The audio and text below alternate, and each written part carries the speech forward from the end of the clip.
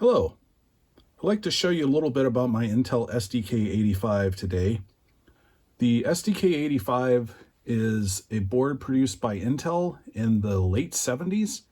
It's best described as the Arduino of the late 70s. See, it has a large prototyping area over here where you can put in your own circuits.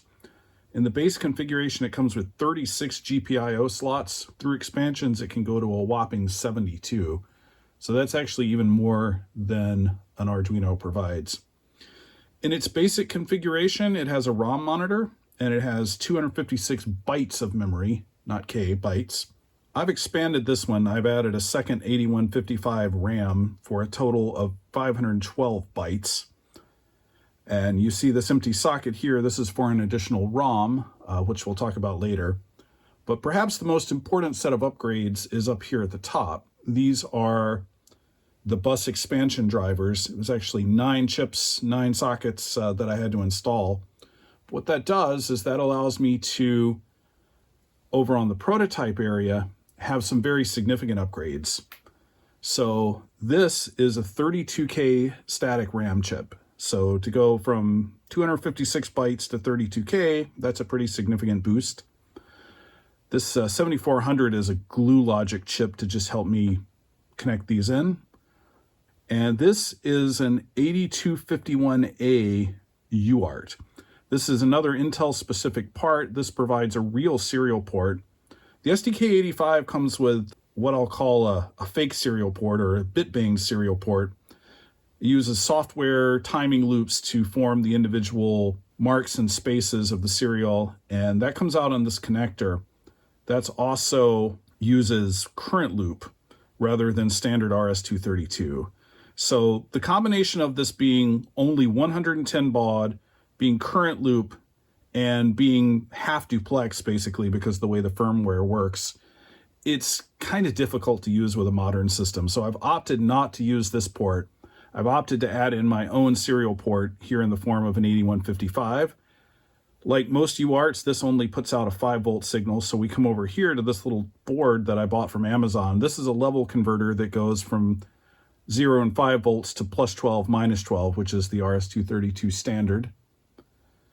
And last but not least, these two chips form a baud rate generator. This is a 2.4 megahertz crystal that gets divided down to various frequencies. Those frequencies correspond to individual baud rates that the UART expects to see. I'm now going to show how the serial port and the expanded RAM can be used to run some more interesting programs. First, let me apply power to the board. And as you notice, it comes up with empty RAM and just the built-in firmware. So the first thing that we have to do is we have to have some way of getting code from the computer through the serial port into the RAM of the machine. So to do that, the first thing I'm going to do is I'm going to type in what we call a Bootstrap loader. This is a very small piece of code that's just good enough to get the first program in.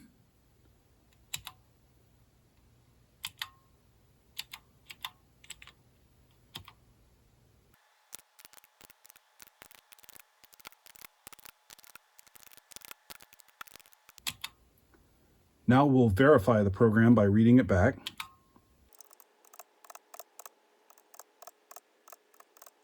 Now we'll execute the program. It starts at address 2080.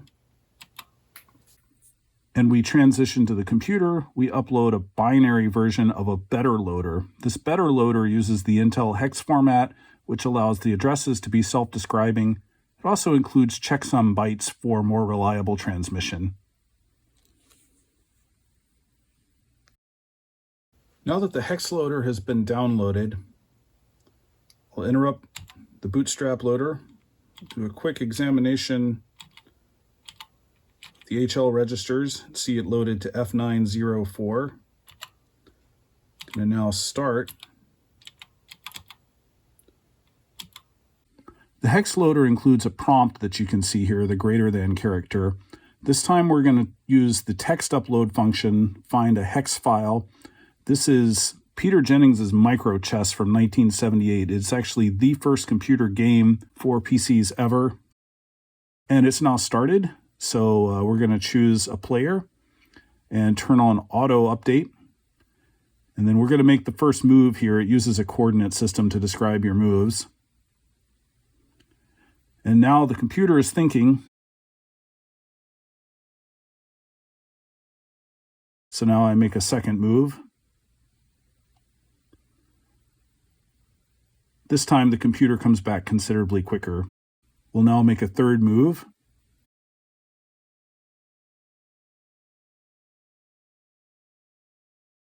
And since I don't know what the heck I'm doing, I'm going to resign at this point. This time we're going to upload Altair BASIC. This is a version of the Altair BASIC that I found on the internet and edited to work with this particular hardware. Once again, it's a hex file that we're going to upload into the loader that we started at F800. This program is considerably longer, so it takes a while longer to upload. And like before the program auto starts, now we have a basic prompt. So I'll type in a very familiar looking program.